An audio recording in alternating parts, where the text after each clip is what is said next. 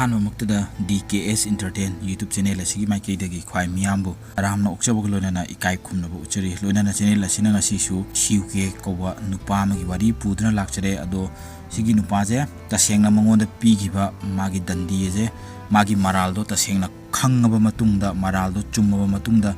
ꯄꯤꯈꯤꯕ ꯗꯟꯗꯤꯔ ꯅꯠꯇ꯭ꯔꯒꯅ ꯃꯥꯁꯦ ꯇꯉꯥꯏ ꯐꯗꯕꯗꯒꯤ ꯀꯦꯁꯇꯨꯃ ꯊꯥꯏꯂꯦꯟ ꯄꯨꯂꯤꯁꯅ ꯁꯣꯜꯕ ꯇꯧꯗꯕ ꯌꯥꯗꯦ ꯍꯥꯏꯕꯒꯤ ꯃꯇꯥꯒꯨꯝ CUK ꯍꯥꯏꯔꯤꯕ ꯅꯨꯄꯥꯁꯤꯗ ꯃꯣꯏꯒꯤ ꯀꯦꯁꯁꯦ ꯁꯣꯜꯕ ꯇꯧꯅꯕꯒꯤꯗꯃꯛꯇ ꯑꯗꯨꯃꯥꯏꯅ ꯅꯝꯗꯅ ꯗꯟꯗꯤ ꯄꯤꯈꯤꯕ꯭ꯔꯥ ꯁꯤꯒꯨꯝꯕ ꯋꯥꯍꯪ ꯑꯅꯤ ꯊꯣꯛꯅ ꯍꯪꯉꯒ ꯂꯩꯕ ꯀꯦꯁ ꯑꯃꯅꯦ ꯑꯗꯣ ꯁꯤꯒꯤ ꯀꯦꯁꯁꯤꯒꯤ ꯃꯇꯥꯡꯗ ꯁꯤꯒꯤ ꯋꯥꯔꯤꯁꯦ ꯃꯤꯌꯥꯝꯗ ꯉꯁꯤꯗꯤ ꯂꯤꯖꯒꯦ ꯍꯥꯏꯗꯨꯅ ꯄꯨꯗꯨꯅ ꯂꯥꯛꯆꯔꯦ ꯑꯗꯣ ꯃꯤꯌꯥꯝꯅꯁꯨ ꯆꯦꯅꯦꯜ ꯑꯁꯤꯕꯨ ꯅꯨꯡꯁꯤꯕꯤꯗꯨꯅ ꯁꯄꯣꯔꯠ ꯇꯧꯕꯤꯔꯝꯃꯨ ꯂꯥꯏꯛ ꯇꯧꯕꯤꯌꯨ ꯀꯃꯦꯟ ꯁꯦꯌꯔꯅ ꯆꯤꯡꯕꯁꯨ ꯊꯝꯕꯤꯔꯝꯃꯨ ꯍꯥꯏꯕ ꯋꯥꯐꯝꯁꯦ ꯊꯝꯖꯕ ꯂꯣꯏꯅꯅ CUKꯒꯤ ꯋꯥꯔꯤꯁꯦ ꯂꯤꯕ ꯍꯧꯖꯔꯒꯦ ꯃꯤꯌꯥꯝꯗ CUK ꯍꯥꯏꯔꯤꯕ ꯁꯤꯒꯤ CUK ꯍꯥꯏꯔꯤba ꯅꯨꯄꯥꯁꯦ ꯃꯥꯒꯤ ꯄꯣꯛꯐꯝ ꯑꯗꯨ ꯃꯥꯒꯤ ꯆꯞ ꯆꯥꯕ ꯍꯧꯔꯛꯐꯝꯁꯦ ꯌꯥꯝ ꯀꯨꯏꯅ ꯈꯪꯕ ꯉꯝꯗꯅ ꯃꯥꯁꯦ ꯀꯗꯥꯏꯗꯒꯤ ꯂꯥꯛꯏꯅꯣ ꯀꯃꯥꯏꯅ ꯍꯧꯔꯛꯈꯤꯕꯅꯣ ꯁꯤꯒꯨꯝꯕ ꯃꯥꯒꯤ ꯍꯧꯔꯛꯐꯝ ꯁꯤꯁꯦ ꯌꯥꯝꯅ ꯀꯨꯏꯅ ꯈꯪꯕ ꯉꯝꯗꯅ ꯂꯩꯈꯤꯕ ꯑꯗꯨꯒꯨꯝꯕ ꯃꯤꯁꯛ ꯑꯃꯅꯦ ꯃꯥꯅ ꯈꯪꯕ ꯉꯝꯗꯅ ꯂꯩꯔꯤꯁꯤꯅ ꯃꯥꯁꯦ ꯆꯥꯏꯅꯤꯁ ꯑꯃꯅꯦ ꯊꯥꯏꯂꯦꯟꯗ ꯑꯣꯏꯅ ꯂꯩꯕ ꯁꯨꯃꯥꯏꯅ ꯇꯧꯈꯤꯕ ꯃꯤꯅꯦ ꯑꯗꯣ ꯃꯥꯅ ꯀꯃꯥꯏꯅ ꯊꯥꯏꯂꯦꯟꯗ ꯂꯩꯔꯛꯈꯤꯕꯅꯣ ꯍꯥꯏꯕꯁꯤꯁꯨ ꯋꯥꯔꯤꯒꯤ ꯃꯈꯥ ꯇꯥꯕꯗ ꯑꯗꯨꯝ ꯃꯌꯥꯝꯗ ꯄꯟꯖꯔꯝꯃꯒꯦ ꯍꯥꯏꯕ ꯋꯥꯐꯝꯁꯦ ꯊꯝꯖꯔꯤ ꯁꯨꯃꯥꯏꯅ ꯃꯥꯁꯦ ꯊꯥꯏꯂꯦꯟꯗ ꯁꯩꯗꯥꯡꯉꯒ ꯂꯩꯕ ꯃꯤ ꯑꯃ ꯑꯣꯏꯕꯅ ꯃꯥꯒꯤ ꯆꯞ ꯆꯥꯕ ꯍꯧꯔꯛꯐꯝ ꯃꯥꯒꯤ ꯄꯣꯛꯐꯝꯁꯦ ꯊꯥꯏ ꯒꯣꯚꯔꯟꯃꯦꯟꯠꯅ ꯌꯥꯝ ꯀꯨꯏꯅ ꯈꯪꯕ ꯉꯝꯗꯗꯅ ꯂꯩ ꯑꯗꯣ ꯁꯨꯃꯥꯏꯅ ꯃꯥꯁꯦ ꯃꯥꯒꯤ ꯀꯦꯄꯤꯇꯦꯜ ꯄꯅꯤꯁꯃꯦꯟꯠ ꯄꯤꯔꯕ ꯃꯇꯨꯡꯗ ꯃꯥꯒꯤ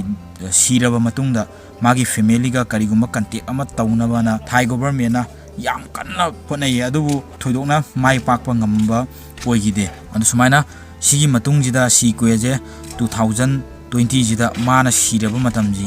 ꯐꯥꯎꯕꯗ ꯃꯥꯒꯤ ꯃꯔꯝꯗ ꯀꯔꯤꯒꯨꯝꯕ ꯃꯥꯁꯦ ꯀꯥꯏꯗꯒꯤ ꯍꯧꯔꯛꯄꯅꯣ ꯀꯃꯥꯏꯅ ꯂꯥꯛꯈꯤꯕꯅꯣ ꯃꯥꯒꯤ ꯃꯔꯤ ꯃꯈꯣꯡ ꯑꯃꯠꯇ ꯊꯥꯏ ꯒꯣꯚꯔꯟꯃꯦꯟꯠꯁꯤꯅ ꯂꯤꯕ ꯉꯝꯗꯕꯗꯒꯤ ꯃꯥꯁꯦ ꯊꯥꯏ ꯒꯣꯚꯔꯟꯃꯦꯟꯠꯁꯤꯅ ꯊꯥꯏꯂꯦꯟꯒꯤ ꯒꯣꯚꯔꯟꯃꯦꯟꯠꯁꯤꯅ ꯃꯥꯁꯦ ꯁ꯭ꯇꯦꯠꯂꯦꯁ ꯄꯔꯁꯟ ꯑꯃ ꯑꯣꯏꯅ ꯂꯥꯎꯊꯣꯛꯑꯦ ꯑꯦꯅꯥꯎꯟꯁ ꯇꯧꯔꯦ ꯁꯨꯃꯥꯏꯅ ꯊꯥꯏꯂꯦꯟ ꯒꯣꯚꯔꯟꯃꯦꯟꯠꯅ ꯁꯤꯒꯤ CUK ꯍꯥꯏꯔꯤꯕ ꯅꯨꯄꯥꯁꯦ ꯃꯥꯒꯤ ꯃꯔꯤ ꯃꯈꯣꯡ ꯑꯃꯗ ꯈꯪꯕ ꯉꯝꯗꯗꯅ ꯃꯥꯁꯦ ꯁ꯭ꯇꯦꯠꯂꯦꯁ ꯄꯔꯁꯟ ꯑꯃ ꯑꯣꯏꯅ ꯂꯥꯎꯊꯣꯛꯈ꯭ꯔꯕ ꯇꯨꯡꯁꯤꯗ ꯌꯥꯝꯅ ꯊꯦꯡꯉꯕꯁꯨ ꯊꯦꯡꯅ ꯁꯨꯃꯥꯏꯅ ꯂꯥꯎꯊꯣꯛꯈ꯭ꯔꯕ ꯇꯨꯡꯁꯤꯗ CUKꯒꯤ ꯃꯔꯝꯗ ꯀꯔꯤꯒꯨꯝꯕ ꯋꯥꯐꯝ ꯑꯃ ꯊꯥꯏ ꯒꯣꯚꯔꯟꯃꯦꯟꯠꯅ ꯈꯪꯕ ꯉꯝꯃꯦ ꯌꯥꯝ ꯀꯟꯅ ꯍꯣꯠꯅꯔꯒ ꯃꯣꯏꯁꯨ ꯊꯤꯒꯠꯄꯗꯒꯤ ꯃꯣꯏꯅ ꯈꯪꯕ ꯉꯝꯃꯤꯁꯦ ꯁꯤꯒꯤ CUK ꯍꯥꯏꯔꯤꯕ ꯅꯨꯄꯥꯁꯦ 1927ꯗ ꯆꯤꯅꯥꯒꯤ ꯁꯟꯇꯧ ꯍꯥꯏꯅ ꯈꯪꯅꯕ ꯖꯒꯥꯁꯦ ꯁꯤꯒꯤ ꯖꯒꯥꯁꯤꯗ ꯃꯥꯁꯦ ꯄꯣꯛꯈꯤꯕ ꯃꯤ ꯑꯃ ꯑꯣꯏꯒꯅꯤ ꯍꯥꯏꯅ ꯌꯥꯝꯅ ꯊꯥꯖꯅꯤꯡꯉꯥꯏ ꯑꯣꯏꯕ ꯄꯥꯎ ꯑꯃ ꯊꯥꯏꯂꯦꯟ ꯒꯣꯚꯔꯟꯃꯦꯟꯠꯅ ꯈꯪꯕ ꯉꯝꯃꯦ CUKꯁꯦ ꯁꯤꯅꯣ ꯖꯄꯥꯅꯤꯁ ꯋꯥꯔ ꯍꯥꯏꯔꯒ ꯈꯪꯅꯕ ꯌꯥꯝꯅ ꯁꯤꯒꯤ ꯂꯥꯟꯁꯦ ꯌꯥꯝ ꯇꯝꯊꯤꯕ ꯃꯈꯜꯒꯤ ꯂꯥꯟꯁꯤꯗꯁꯨ CUKꯁꯦ ꯆꯥꯏꯅꯤꯁꯀꯤ ꯃꯤꯆꯪꯗ ꯍꯥꯏꯗꯤ ꯆꯥꯏꯅꯤꯁ ꯑꯃ ꯑꯣꯏꯅ ꯃꯥꯁꯦ ꯁꯤꯒꯤ ꯂꯥꯟꯁꯤꯗ ꯂꯥꯟꯊꯦꯡꯅꯕ ꯌꯥꯎꯈꯤꯕ ꯂꯥꯟꯃꯤ ꯑꯃꯅꯦ ꯍꯥꯏꯕꯁꯨ ꯈꯪꯕ ꯉꯝꯃꯦ ꯑꯗꯨꯒ ꯊꯥꯏꯂꯦꯟ ꯒꯣꯚꯔꯟꯃꯦꯟꯠꯒꯤ ꯔꯤꯄꯣꯔꯠ ꯑꯃꯒꯤ ꯃꯇꯨꯡ ꯏꯟꯅ CUKꯅ ꯃꯥꯅ ꯁꯣꯛꯅꯔꯤꯕ ꯂꯥꯟꯐꯝꯁꯦ ꯌꯥꯝꯅ ꯋꯥꯕ ꯂꯥꯟꯐꯝ ꯌꯥꯝ ꯅꯥꯇꯩ ꯆꯥꯗꯕ ꯁꯨꯃꯥꯏꯅ ꯂꯥꯟꯐꯝ ꯑꯃ ꯑꯣꯏꯈꯤ ꯂꯥꯟꯐꯝ ꯍꯥꯏꯕ ꯈꯨꯗꯤꯡꯃꯛ ꯅꯥꯇꯩ ꯆꯥꯕ ꯑꯃꯠꯇ ꯅꯠꯇꯦ ꯑꯗꯨ ꯁꯤ ꯀꯥ ꯍꯦꯟꯅ ꯋꯥꯔꯤꯁꯤꯒꯤ ꯃꯔꯝꯁꯤꯅ ꯁꯤꯒꯤ ꯁꯤꯅꯣ ꯖꯄꯥꯅꯤꯁ ꯋꯥꯔꯁꯤꯗ ꯂꯥꯟꯊꯦꯡꯅꯕ ꯌꯥꯎꯔꯤꯕ ꯂꯥꯟꯃꯤꯁꯤꯡꯁꯦ ꯁꯤꯒꯤ ꯂꯥꯟꯒꯤ ꯃꯇꯝꯗꯨꯗ ꯍꯥꯏꯇꯥꯔꯦ ꯃꯣꯏꯒꯤ ꯂꯥꯟꯃꯤꯁꯤꯡꯁꯤꯗ ꯃꯇꯤꯛ ꯆꯥꯕ ꯃꯣꯏꯒꯤ ꯂꯥꯟꯐꯝ ꯑꯃꯗ ꯆꯪꯒꯗꯕ ꯆꯥꯅ ꯊꯛꯅꯕꯒꯤ ꯑꯗꯩ ꯄꯣꯠ ꯆꯩ ꯐꯤꯔꯣꯟ ꯁꯦꯠꯅꯕꯒꯤ ꯈꯣꯠꯅꯕꯒꯤ ꯁꯤꯒꯨꯝꯕ ꯁꯄ꯭ꯂꯥꯏꯁꯦ ꯌꯥꯝ ꯊꯣꯏꯗꯣꯛꯅ ꯃꯔꯥꯡ ꯀꯥꯏꯅ ꯇꯧꯕ ꯑꯣꯏꯈꯤꯗꯦ ꯁꯨꯡꯇꯧꯕꯨ ꯇꯧꯈꯤꯗꯕꯒꯤ ꯃꯑꯣꯡꯗ ꯃꯣꯏꯅ ꯑꯍꯥꯟꯕ ꯂꯥꯟꯐꯝꯗ ꯆꯪꯉꯛꯄ ꯃꯇꯝꯗ ꯃꯣꯏꯅ ꯄꯨꯔꯛꯈꯤꯕ ꯄꯣꯠ ꯆꯩꯗꯣ ꯑꯗꯨꯒꯤ ꯈꯔ ꯈꯛꯅ ꯑꯗꯨꯝ ꯍꯤꯡꯅꯕꯒꯤꯁꯨ ꯃꯥꯌꯣꯛꯅꯍꯜꯂꯒ ꯁꯨꯃꯥꯏꯅ ꯂꯥꯟꯁꯦ ꯊꯦꯡꯅꯈꯤꯕ ꯑꯣꯏ ꯁꯤꯁꯤꯅ ꯃꯔꯝ ꯑꯣꯏꯔꯒ ꯂꯥꯟꯁꯤꯗ ꯁꯤꯈꯤꯕ ꯀꯥꯡꯕꯨꯅ ꯐꯔꯦ ꯑꯗꯨꯒ ꯍꯤꯡꯍꯧꯕ ꯀꯥꯡꯕꯨꯁꯤꯅ ꯂꯥꯟꯐꯝꯒꯤ ꯁꯤꯕ ꯆꯪꯕ ꯂꯥꯟ ꯃꯥꯏ ꯄꯥꯛꯇꯕꯁꯤ ꯅꯥꯊꯩꯔꯒ ꯊꯝꯈ꯭ꯔꯀꯥꯟꯗ ꯃꯣꯏꯗ ꯆꯥꯅꯕꯒꯤ ꯑꯔꯥꯝꯕ ꯈꯧꯔꯥꯡꯕ ꯁꯤꯒꯤ ꯄ꯭ꯔꯣꯕ꯭ꯂꯦꯝ ꯑꯃ ꯌꯥꯝ ꯆꯥꯎꯅ ꯃꯣꯏꯗ ꯃꯥꯌꯣꯛꯅꯈꯤ ꯁꯤꯒꯤ ꯂꯥꯟꯃꯤꯁꯤꯡꯁꯤꯗ ꯁꯨꯃꯥꯏꯅ ꯆꯥꯅꯤꯡꯉꯥꯏ ꯊꯛꯅꯤꯡꯉꯥꯏ ꯂꯩꯇꯕ ꯑꯗꯨꯒ ꯂꯥꯟꯐꯝꯁꯤꯗ ꯑꯃꯨꯛ ꯍꯟꯅ ꯂꯥꯟꯁꯤ ꯆꯪꯈ꯭ꯔ ꯃꯇꯨꯡꯗ ꯑꯃꯨꯛ ꯆꯥꯅ ꯊꯛꯅꯕꯒꯤ ꯀꯔꯤ ꯀꯔꯥꯒꯤ ꯁꯄ꯭ꯂꯥꯏꯁꯦ ꯂꯥꯛꯇꯕꯗꯒꯤ ꯂꯥꯟ ꯊꯦꯡꯅꯕ ꯆꯪꯉꯤꯕ ꯂꯥꯟꯃꯤꯁꯤꯡꯁꯤꯅ ꯃꯣꯏꯒꯤ ꯋꯥꯈꯜꯂꯣꯟꯁꯤꯗ ꯃꯣꯏꯁꯦ ꯆꯥꯅꯤꯡꯉꯥꯏ ꯂꯩꯔꯛꯇ꯭ꯔꯗꯤ ꯃꯤꯁꯦ ꯑꯐ ꯐꯠꯇ ꯀꯩꯝꯇ ꯊꯤꯔꯛꯇꯦ ꯍꯥꯏꯕ ꯑꯗꯨꯃꯥꯏꯅ CUKꯁꯤꯅ ꯋꯥꯈꯜꯂꯣꯟ ꯑꯃ ꯈꯜꯂꯛꯑꯦ ꯃꯥꯅ ꯆꯪꯃꯤꯟꯅꯔꯤꯕ ꯂꯥꯟꯃꯤꯁꯤꯡꯁꯤꯒꯤ ꯑꯁꯤꯕ ꯃꯁꯥꯁꯤꯡꯁꯦ ꯀꯩꯗꯧꯕꯩ ꯆꯥꯕ ꯌꯥꯔꯣꯏꯗꯣꯏꯅꯣ ꯃꯣꯏꯁꯨ ꯁꯥꯅꯦ ꯆꯞ ꯃꯥꯟꯅꯩ ꯑꯩꯈꯣꯏꯅ ꯁꯥ ꯆꯥꯔꯤꯁꯦꯅ ꯁꯨꯃꯥꯏꯅ ꯃꯥꯅ ꯈꯟꯕ ꯍꯧꯔꯛꯑꯦ CUKꯁꯤꯅ ꯑꯗꯣ ꯁꯨꯃꯥꯏꯅ ꯇꯧꯕꯗꯒꯤ CUKꯁꯤꯅ ꯃꯥꯅꯒ ꯂꯥꯟꯊꯦꯡꯅꯕ ꯆꯪꯃꯤꯟꯅꯔꯤꯕ ꯃꯥꯒꯤ ꯂꯥꯟꯃꯤꯁꯤꯡꯒꯤ ꯑꯁꯤꯕ ꯃꯁꯥꯁꯤꯡꯁꯦ CUKꯅ ꯃꯀꯛ ꯀꯛꯊꯠꯂꯒ ꯁꯨꯃꯥꯏꯅ ꯍꯤꯡꯅꯕꯒꯤꯗꯃꯛꯇ ꯆꯥꯕ ꯍꯧꯈꯤ ꯍꯥꯏꯅ ꯁꯨꯃꯥꯏꯅ ꯄꯜꯂꯦ ꯑꯗꯣ ꯁꯨꯃꯥꯏꯅ ꯃꯥꯁꯦ ꯃꯤ ꯆꯥꯕ ꯃꯤ ꯑꯃ ꯑꯣꯏꯅ ꯃꯥꯁꯦ ꯂꯥꯟꯐꯝꯁꯤꯗ ꯃꯥꯁꯦ ꯑꯗꯨꯝ ꯂꯩꯔꯦ ꯂꯥꯟꯊꯦꯡꯅꯔꯦ ꯁꯨꯃꯥꯏꯅ ꯃꯥꯅ ꯊꯦꯡꯅꯔꯤꯕ ꯂꯥꯟꯁꯦ ꯂꯣꯏꯈ꯭ꯔꯕ ꯇꯨꯡꯁꯤꯗ CUKꯁꯦ ꯊꯥꯏꯂꯦꯟꯗ ꯑꯣꯏꯅ ꯃꯥꯁꯦ ꯁꯩꯗꯥꯡꯕ ꯍꯥꯏꯒꯗ꯭ꯔꯥ ꯁꯨꯃꯥꯏꯅ ꯆꯪꯖꯐꯝ ꯂꯧꯔꯒ ꯂꯩꯕ ꯃꯤꯁꯛ ꯑꯃ ꯑꯣꯏꯔꯦ ꯑꯗꯨꯒ 1950 की मतमजिदा सीक्वेजे तोंगान तोंगान थबक मयाम अमजु माजे सूरे हिंगनबगिदमक्ता सूदब यादबनिना लानमी म ओइरगजो लानदु लोइग्रे अदो माजे मागी पोकनबम चाइना दजु हंद्रबनिना माजे थाईलैंड लैबनिना हिंदे यादबगी थबकसे मतम मतमगी ओइबा सुमाइना सुम सूरे अदो सीक्वेजिना मरु ओइना माजे गार्डनर अमो ओइना माजे दुम थबक तौरगा लैरमी खोलमेबा वाफमजु पल्ले मागी वारीजिदा सुमाइना माना गार्डनर अमो ओइना लैयबा मतुंग सोक लिसिंग अमगा समापन यांखै मरी जिदगी सीक्वेजिना थाईलैंड गी आंगांजिंजे हाप खोप हौरे मागी तोंगानबा मागी ngसाइगी माना मंगोंदा मिसा चाबगी मंगोंदा महाव अमा पोखिबो खोखिबदो अदुगुंबदुगी माना चानिंगपो ओइरंगनी खोकनी न पल्ले अदो तोंगान तोंगानबा रिपोर्ट की मतुंगिना सीक्वे हारिबा मीजिना माना मागी चिंजाक ओइनबगिदमक्ता माना सानबगिदमक्ता हाखिबा आंगांग मसिंजे रिपोर्ट खरदना मरीने न पल्ले खरदना मंगा हाय अदुगा अमदना तरुकने हाय सुमाइना आंगांगजे यामद्रबदा मरी दैना तरुक फावगी मनुंगदा माना आंगांगजिंजे हाटलगा सागेबा वाफमजु पल्ले सुमाइना सीक्वेजिना आंगांगजिंजे फारबा तुंगदा माना कयम खंगजद्रिबा सही नौरिबा आंगांगजिंजे माना याम तमथीना हाटलबा तुंगजिदा आंगांगजिंजिगी मसाजे माना थांग अमा पाइरगा फजना माइसी मंगक्षम अकुटपजिदगिना खोइदौ मखाजिबाव पुरा सा ओक्सागा खाइबदो अदुमाइना फजना खाइदोगा माना आंगांगजिंजिगी बॉडी पार्ट मनुंगी हाइतारे सिगुंबा मागी खाउदगी थिबोंग थिरिनदगी कलेजादगी एवरी होल बॉडी ऑर्गन गे माना लोइन लौथोगा आंगांगजिगी मसाजे माना सुमाइना खाइदोबा मतुंगजिदा मथिबोंग मरिनजे लौथोगा माना मथिबोंग मरिनजे लंगथोगा आंगांगजिगी मसाजे माना मतुक मतुक मतुक मतुक काए सुमाइना काअबा तुंगजिदा आंगांगजिगी मसाजे माना चानिंगबा मोंगदा चाबा यानाबा खरमना फुटलगा थम्मे अदुगा खरमना सा याइबा दुमाइना याइरगा थम्मे सा थोंगबा चानिंगा कांदना माना आंगांगजिगी मसाजे थोंगा सुमाइना चाइ करिगुंबा कांदना सीक्वेजिना आंगांगजे हाना हातबिदा हाइतारे मयाजिदा माना फिबुल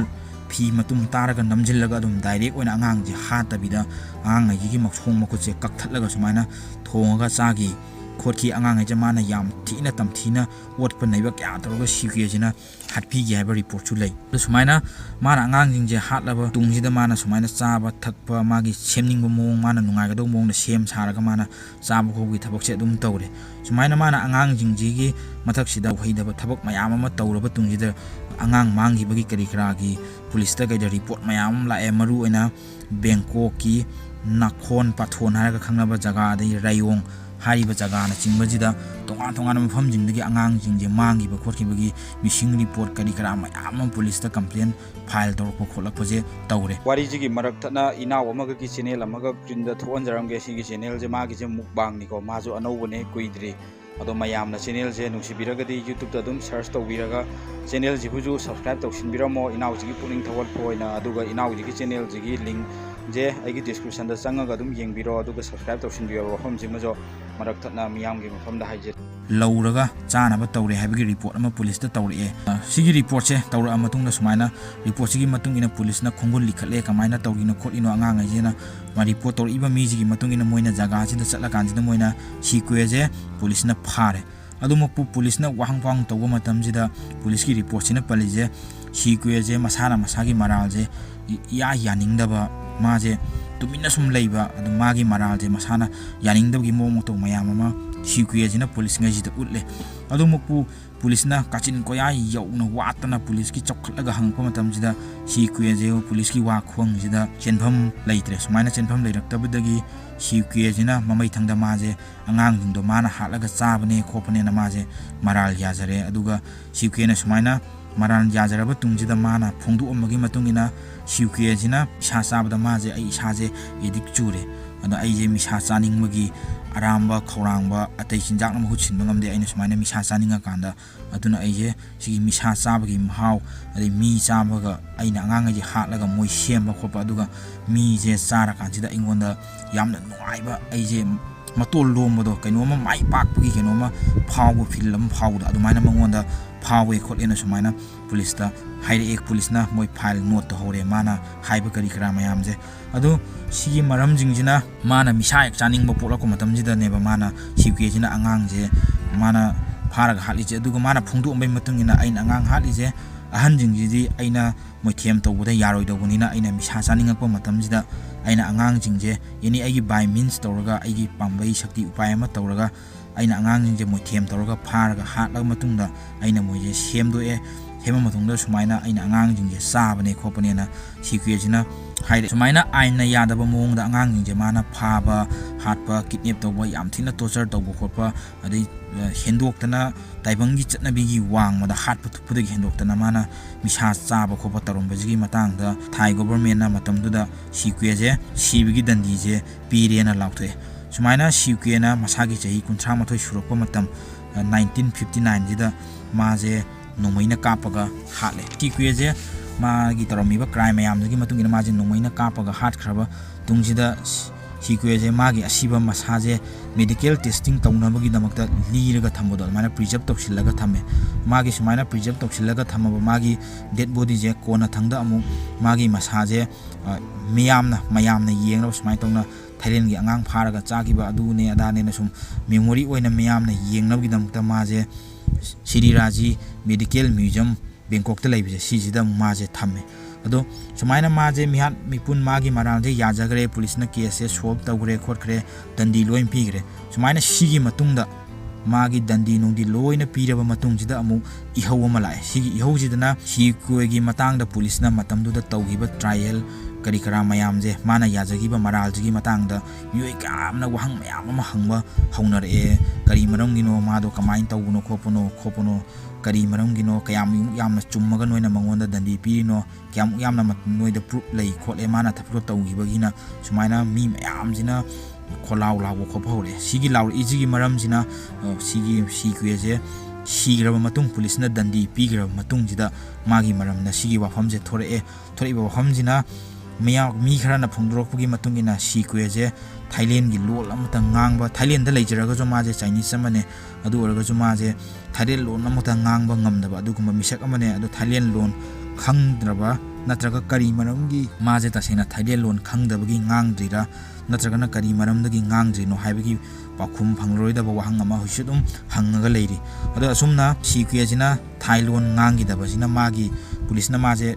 kaino tawraga phare kholina tawba matam wahang pang tawba matam sida police na okhiba magi proof nong kari kra mayam je kayam yamna chummino aranba oiraga police na case moigi mingchat pa solve tawba ngamdana leigi haibadugi police ki athiba mingchat to koknabagi damakta moina sikwejida dasa tahan boina moina sikwejida namdana maran jajan gi oiribra kyam yamna chumna tawribna ba wafam jinge thore adumoku magi trial jida translator sizinanaba tawgi ado tawri sizinaraga ju kayamuk yamna kayam chumna londo matamdo da handuk anjin tawgibno khorkibno haibjigi matangda ju khangba ngamdana adumuk leiri adumoku mangonda tawriba thabak trial jingje matamdo da anti Chinese ado anti communism mayamjina maram oiraga sikwegi trial jida mangonda adi ahakpa dandi piba khopagi da achauba mateng pangba oirangani na ju hai sigi matungjida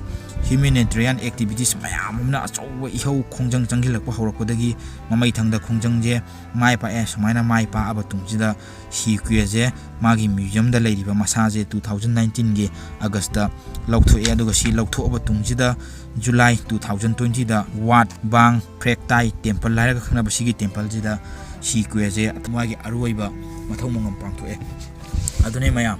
wari je sikweje sumain tawna angang pharaga hatpane khopane na de maje recording leire adumoku magi matang jida che na sumaina wafam mayam amuju thoaga dum magi case sumaina tawna losin gi haidare adu ngasi gi mayam wari je matang gi de losin jarage matung du ai nungaiba wari ma puduna lakchage haba famje thamjabaga loina na mayam ngasi gi kainarase